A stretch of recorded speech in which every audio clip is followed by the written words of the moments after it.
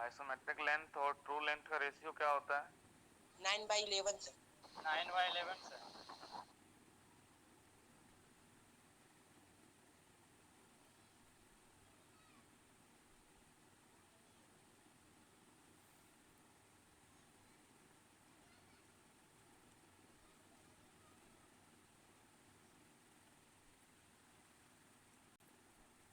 पहला प्रॉब्लम हो गया था क्या? जी सर। 17.1 हो गया था। यस 17.2 बनाओ, फिर 2 3 सब एक एक करके बनाओ और सीखो। बस इसमें देखो ज्यादा कुछ नहीं करना है, वर्टिकल लाइन को वर्टिकली रखना है, जितना भी हॉरिजॉन्टल लाइन होगा वो 30 डिग्री इंक्लाइंड हो जाएगा आइसोमेट्रिक प्रोजेक्शन में। ठीक है।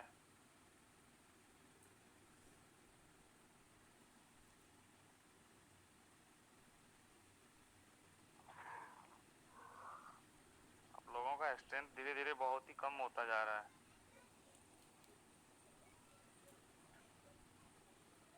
जो लोग नहीं जुड़ रहा है उसे इन्फॉर्म कर दिया करो क्लास ज्वाइन करने के लिए, नहीं तो एग्जाम के टाइम में उन लोगों को क्वेश्चन देने के बाद ये लगेगा कि किस सब्जेक्ट का क्वेश्चन है ये। सर असाइनमेंट नहीं मिला सर अब तक। तो वो असाइनमेंट नहीं दिया अभी तक? नहीं सर। अच्छा अभी मैसेज करते हैं।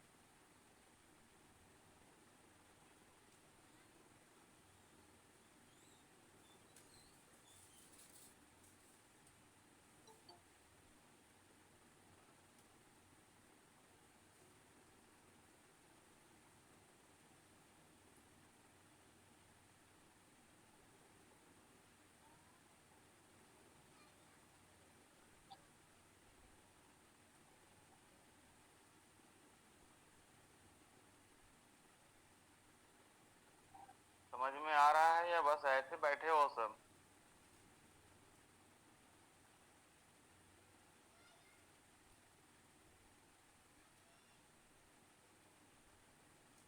समझा दीजिए सर सेकंड कुछ। बता रहे हैं, अच्छा ठीक है।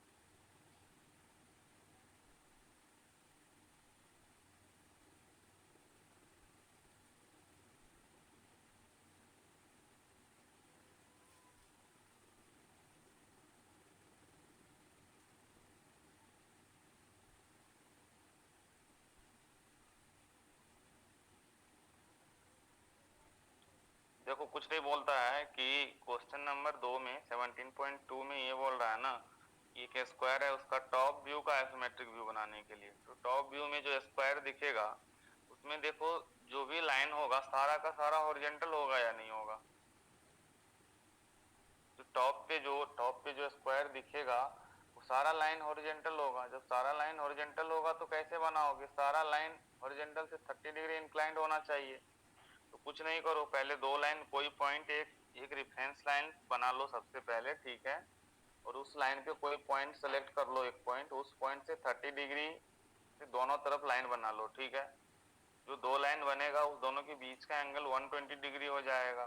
फिर जो लेंथ दे रखा है वो रिक्वायर्ड लेंथ लेकर के वहां से फिर कट करके उस रोम्बस को कंप्लीट कर लो। तो वहां से क्या होगा, आपका बन जाएगा फिर टॉप व्यू ऑफ जो टॉप व्यू का जो आइसोमेट्रिक प्रोजेक्शन बनाओगे वो ऐसा बनेगा कुछ।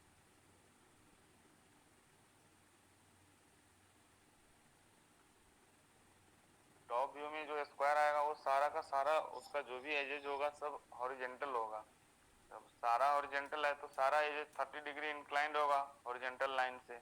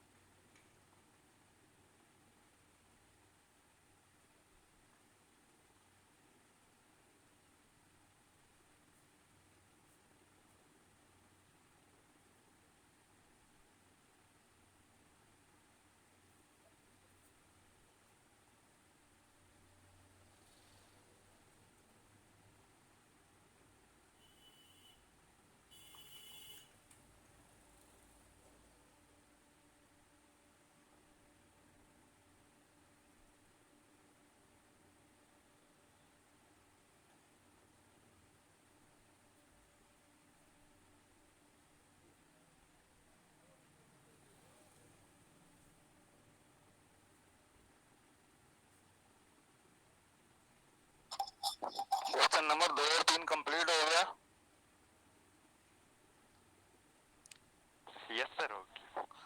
देखो क्वेश्चन नंबर 4 में देखो, क्वेश्चन नंबर 4 में बोल रहा है कि the front view of a triangle having its surface parallel to vertical plane, ठीक है, उसका आइसोमेट्रिक व्यू बनाना है। तो उसके लिए आपको क्या करना है, आपको याद होगा मैंने ये बताया था कि पहले देखो जब नॉन आइसोमेट्रिक लाइन आता है तो नॉन आइसोमेट्रिक लाइन को रिप्रेजेंट के लिए क्या करते थे, उसको आप सीधा आइसोमेट्रिक व्यू में रिप्रेजेंट नहीं कर पाओगे, तो उसके लिए आपको सबसे पहले एक रेक्टेंगल बनाना होगा आइसोमेट्रिक प्रोजेक्शन, ठीक है।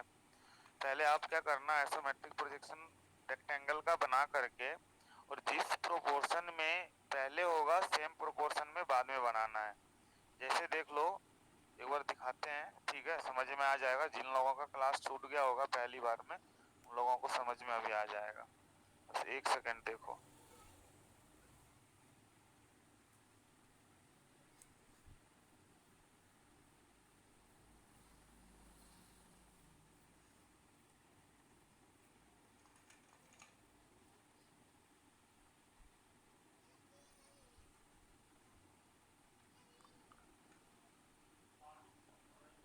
दिख रहा है ये वाला, देखो ये वाला इमेज दिख रहा है, ये वाला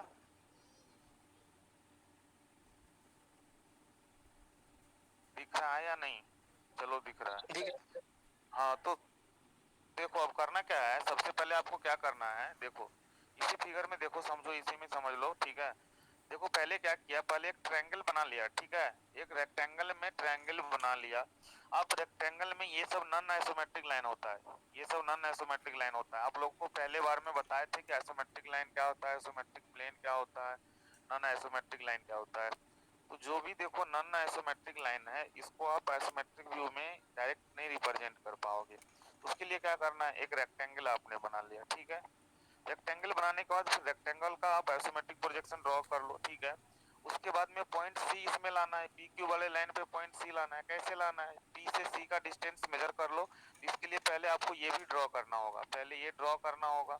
पी से सी का डिस्टेंस मेजर करके पी से सी तक इधर यहाँ पे कट कर लो। यहाँ जब ये पॉइंट सी एक बार आ गया तो फिर एक बार यहाँ से यहाँ मिला दो, यहाँ से यहाँ मिला दो, आपका बन गया। एक तो ये व्यू हो गया। दूसरा व्यू में ये देखो, इधर अगर आप इधर राइट साइड से 30 डिग्री इंक्लाइन लेते हो एंटी क्लॉकवाइज में, अगर आप मान लो इधर लेफ्ट साइड से लेते हो क्लॉकवाइज में, तो ये वाला डायग्राम बनेगा, ठीक है। तो आप दोनों बना लो, एक एक, पहले ये बना लो, ठीक है, फिर ये बना लो। उसके बाद में प्रॉब्लम नंबर 5 भी सेम उसी तरह से है, कुछ नहीं है, पहले ये बनाना है फिर ये बनाना है। तो पहले प्रॉब्लम नंबर 4 कर लो फिर 5 कर लो, ठीक है। क्लियर हो गया सबका, प्रॉब्लम नंबर 4 कैसे करना है? Yes sir. लास्ट क्लास में मैं ये भी बताया था कि पढ़ के आना है, आइसोमेट्रिक प्रोजेक्शन पूरा पढ़ के आना है। लास्ट क्लास में मैं ये भी बताया था। तो चलो मैं जूम करता हूँ कि आप लोग पढ़ करके आए हो, ठीक है।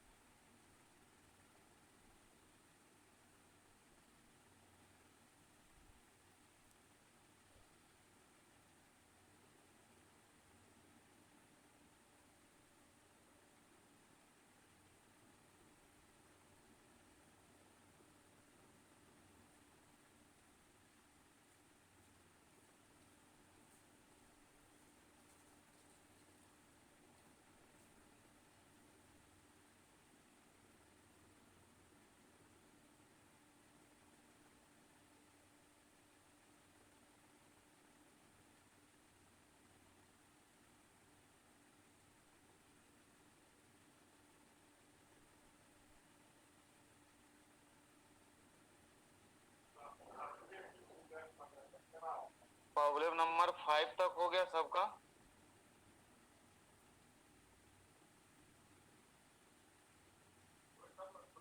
प्रॉब्लम नंबर 5 एंड 6 दोनों सेम ही है, ठीक है। प्रॉब्लम नंबर 4, 5, 6 ये सब सेम है। 3 के बाद नहीं, जस्ट 4 से देखो, 4, 5, 6 ये सब तीनों प्रॉब्लम सेम ही है।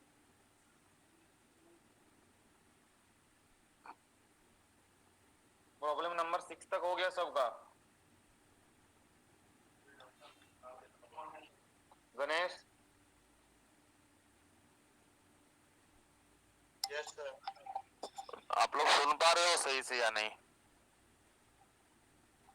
आवाज जा रहा है ना सही से? Yes sir. फिर आंसर क्यों नहीं करते हो? मैं पूछता हूँ तो एटलीस्ट थंब एक्सप्रेशन कर दिया करो ताकि पता चले क्या बन रहा है या नहीं। एक लड़का लास्ट क्लास में बोल रहा था आइसोमेट्रिक प्रोजेक्शन छूट गया था, कौन था वो? Yes sir.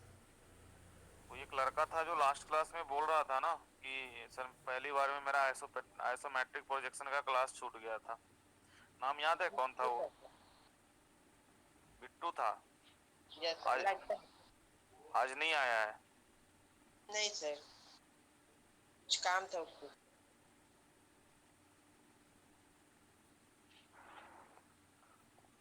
चलो देखो प्रॉब्लम नंबर 7 से कैसे बनाना है, ठीक है। यहाँ पे दो मेथड यूज करके बनाना है, ठीक है। तो ये पॉइंट मेथड तो यही हो गया, आपने जो ये सब प्रॉब्लम किए हो पॉइंट पहले फाइंड करके फिर उसका प्रोपोर्शन रेशियो लेकर के आपने जो ये प्रॉब्लम नंबर 3, 4, 5, 6 आपने जो किया।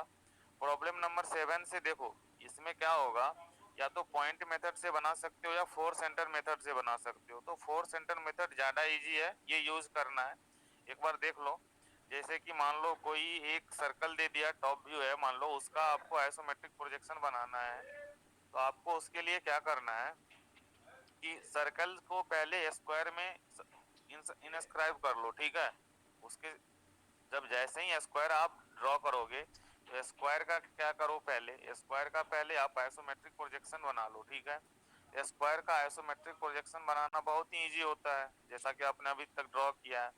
उसके बाद में क्या करना है कि जितना भी साइड है, 4 साइड है स्क्वायर का, चारों का जो क्या करना है, बाइसेक्टर, परपेंडिकुलर बाइसेक्टर ड्रॉ करना है। ध्यान से सुनो, रुको प्रेजेंट करने दो तब जाके समझ में आएगा, नहीं तो ऐसे समझ में नहीं आएगा।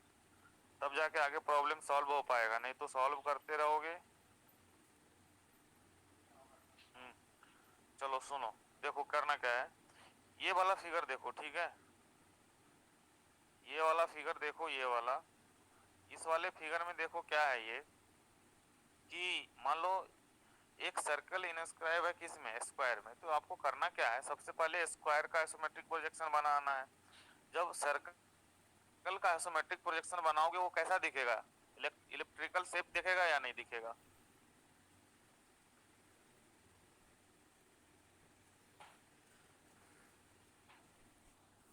चलो देखो, तो इलेक्ट्रिकल शेप दिखेगा।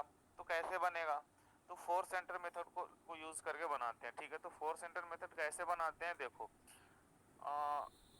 4 साइड जो है आपका स्क्वायर का, चारों साइड का परपेंडिकुलर बाइसेक्टर ड्रॉ करो। जब परपेंडिकुलर बाइसेक्टर ड्रॉ करोगे तो जो लंबा लॉन्गेस्ट डायगोनल होगा स्क्वायर का, जो रोम्बस बनेगा उसको पी पे कट किया। जैसे 1 से आप मान लो इसका परपेंडिकुलर बाइसेक्टर ड्रॉ किया, सॉरी नॉट अ परपेंडिकुलर, सिर्फ ओनली बाइसेक्टर, क्योंकि ये परपेंडिकुलर लाइन नहीं है, सिर्फ बाइसेक्टर ड्रॉ करना है, ठीक है।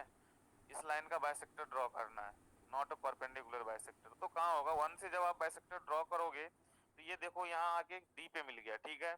फिर जब आप मान लो यहाँ से ड्रॉ किए हो दूसरा दूसरा एजेस से, जब दूसरा एजेस से ड्रॉ किए हो तो देखो 2 से जब आपने ड्रॉ किया तो यहाँ आके मिला, फिर जब आपने 4 पॉइंट से ड्रॉ किया तो यहाँ मिला, फिर 3 से यहाँ मिला, ठीक है। अब देखो ये बड़ा वाला डायगोनल को पी और क्यू पे कट किया है। अब क्या करो, पी को पी से, ठीक है, पी से, और ये जो 4 पे कट किया इसको रेडियस मान के पी को पी पे कंपास का निडल को रखना है और पेंसिल का निडल को 4 पे रखना है और एक आर्क ड्रॉ कर लेना है 4 से 1 तक, ठीक है। उसी तरह से फिर यहाँ क्यू पे निडल को रखना है और 2 पे पेंसिल का जो निब होता है उसको रखना है और फिर यहाँ से ड्रॉ करना है एक आर्क। तो ये आर्क और ये आर्क बन गया। अब क्या करना है, कंपास को बी पे रखो और पेंसिल को यहाँ 4 पे रखो, यहाँ से एक आर्क ड्रॉ करो 4 to 3, ठीक है। फिर कंपास को डी पे रखो, पेंसिल को 1 पे रखो और एक आर्क ड्रॉ करो 1 से 2, आपका ये एलिप्स कंप्लीट हो जाएगा, ठीक है। तो इस तरह से आपका 4 सेंटर मेथड को यूज करके ड्रॉ करना है। तो प्रॉब्लम नंबर 7 बन जाएगा सेम मेथड से, प्रॉब्लम नंबर 9 भी बन जाएगा, 8 भी बन जाएगा, 10 भी बन जाएगा। तो चलो अब एक एक करके लगाओ, जो 6 तक नहीं कंप्लीट किए हो। सर हाँ सर उसमें सर हम फ्रेंच कर्व का यूज करके किए थे।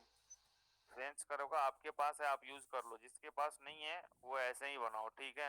लेकिन एग्जाम में आप सीधा अगर फ्रेंच कर्व यूज करते हो तो नंबर कम भी मिल सकता है। अगर मान लो कि 8 नंबर का या मान लो 14 मार्क का क्वेश्चन है, उसमें ऐसा ऐसा 2 क्वेश्चन है, अब सीधा फ्रेंच कर्व यूज करोगे तुरंत हो जाएगा, नहीं करना है इस मेथड से, क्योंकि उसको मेथड चेक करना है ना। तो ये नहीं करना है, जब 2 नंबर में आता है आप सीधा यूज कर लो, कोई दिक्कत नहीं, ठीक है। Okay sir. हाँ अभी मान लो यहाँ डायमेंशन नहीं दिया हुआ है, मान लो कि किसी और डायमेंशन का आ गया तो फ्रेंच कर्व कैसे यूज करोगे, फिर तो वहाँ एडजस्ट नहीं हो पाएगा ना। तो फ्रेंच कर्व यूज नहीं करना है अभी यहाँ पे, ठीक है। जो मेथड मैं बताया हूँ उसको यूज करके बनाओ।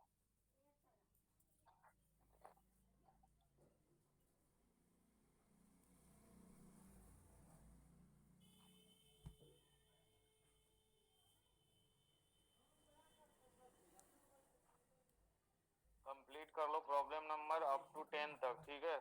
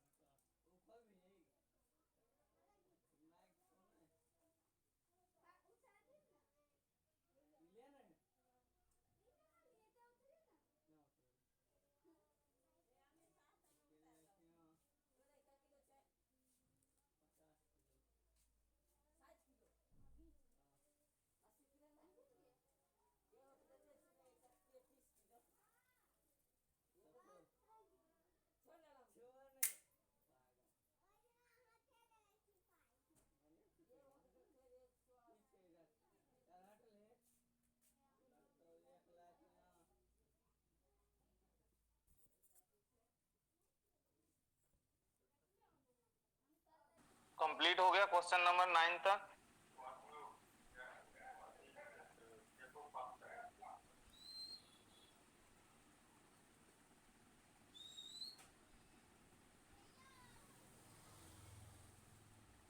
चलो देखो, कंप्लीट हो गया क्वेश्चन नंबर 9 10 तक हो गया है।